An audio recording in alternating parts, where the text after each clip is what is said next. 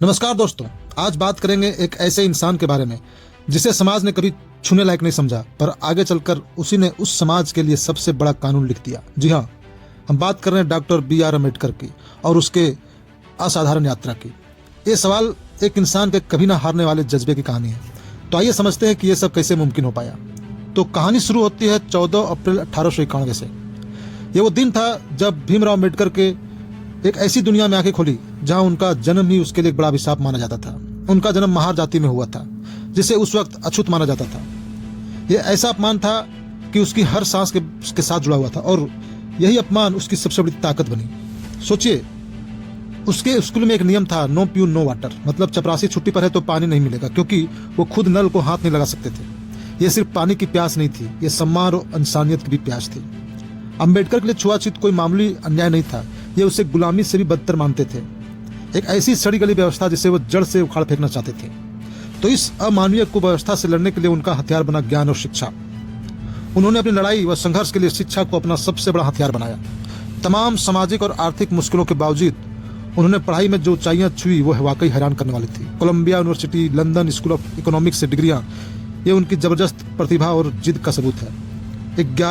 11 ये सिर्फ एक नंबर नहीं है, ये उन भाषाओं की गिनती है जिन्हें वो जानते थे, उनके जानकार थे। इसी ज्ञान ने उसे उस वक्त के बड़े से बड़े ताकतों को चुनौती देने की हिम्मत दी।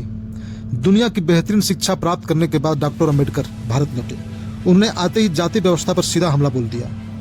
महार सत्याग्रह, ये उनके बचपन के उस नो प्यून नो वाटर वाले अपमान का सीधा जवाब था।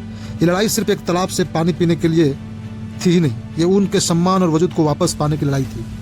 शिक्षित बनो, संगठित रहो और संघर्ष करो, ये सिर्फ नारा नहीं था, बल्कि पूरे आंदोलन का मूल मंत्र था। एक ऐसा फलसफा जिसने लाखों करोड़ों लोगों की उम्मीदों की किरण जगा दी। लेकिन जाति के सवाल पर उस वक्त के सबसे बड़े नेता महात्मा गांधी और डॉक्टर अम्बेडकर के बीच वैचारिक मतभेद था। जहां गांधी व्यवस्था में सुधार चाहते थे, वहीं अम्बेडकर से जड़ से ही समाप्त करना चाहते थे। इसी मतभेद का नतीजा बना 1932 का पूना पैक्ट, जिसमें दलितों को पृथक निर्वाचन क्षेत्र की जगह आरक्षित सीटों की व्यवस्था की गई, जिस पर विस्तार चर्चा हम किसी और वीडियो में करेंगे। बहरहाल, अब आते हैं उनकी यात्रा के उस शिखर पर जहां उन्हें भारत की तकदीर लिखने का मौका मिला। और देखिए, इतिहास की सबसे बड़ी और खूबसूरत विडंबनाओं में से एक, वो इंसान जिसे एक गिलास पानी पीने के लिए से भी दूर रखा गया था, अब वो पूरे देश के लिए हक और अधिकारों का विधान लिख रहा था। और उन्होंने भारतीय संविधान में वो क्रांतिकारी सिद्धांत और शामिल करवाए जैसे छुआछूत का अंत, समानता का मौलिक अधिकार, आरक्षण, ये सब सामाजिक भेदभाव के खिलाफ एक बड़ी जीत थी।